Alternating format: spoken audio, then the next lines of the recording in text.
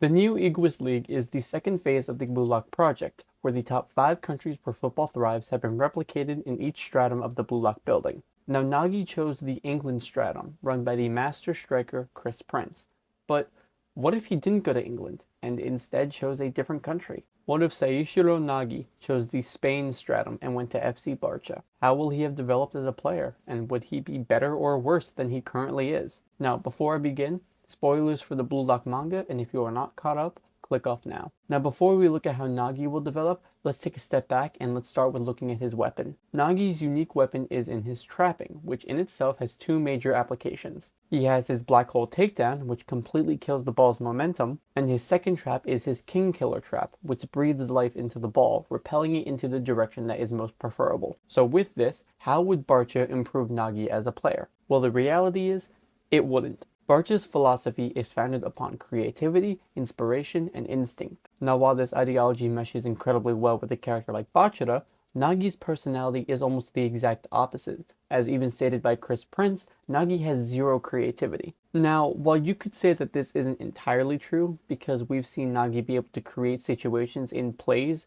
that would involve personal creativity. However, on his own, it's very far and few between, and definitely is lacking enough to be placed as a regular on the Barcha's lineup. Meaning, despite his genius level skill, he most likely wouldn't even earn a spot on the team. Another reason is because Nagi himself doesn't like to practice on his own, and it usually takes Isagi or Reo to convince him to actually practice. And with Bachira and Otoya being the only 2 familiar faces that he knows, and with them working on their own style being the Monster X Shinga link-up play, Nagi wouldn't have anyone to train with and would instead be left out to rot. But let's just assume that Nagi did improve at Barcha.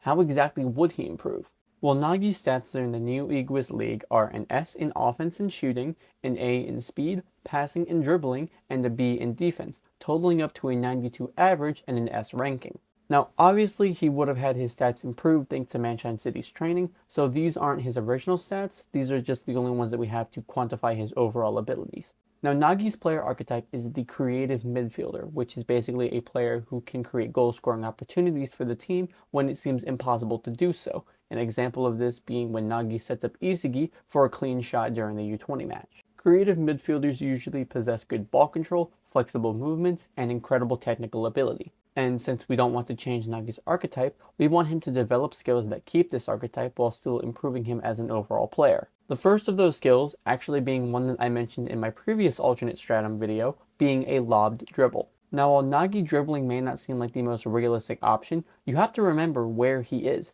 He's in the Spain stratum, training under Lavinho, who we saw there had exceptional ball control and flexibility. And Nagi actually went to England after watching videos with Chigiri about an English player with exceptional trapping skills, just like he has. So going to Spain and seeing Lavinho control the ball so delicately would want him to learn a way to do it the exact same. Not to mention, we've already seen 2 examples of Nagi dribbling before. One being his 0-point reset turn during the Neo Egoist League, and another in the first selection, where he lobbed the ball and then nutmegged Igagurli. So creating a lobbed dribble style wouldn't be too far-fetched for Nagi. Along with that, Nagi's exceptional ball control and flexibility would allow for him to incorporate moves like a roulette spin or a rainbow heel flick into this playstyle as well. And the other skill that he would learn is a manual volley setup. Typically when we see Nagi perform his volley, he receives a pass from Isagi or Reo and catches the ball and keeps it in midair. However, with this lob dribble technique, Nagi would actually be able to manually raise the ball and create his 2-stage fake volley manually. Now, of course, he wouldn't be able to create a revolver volley, as even Ego said that it was a goal that would never be able to be replicated again. However, I believe with the leg training as well as the meditation training that FC Barcha provides,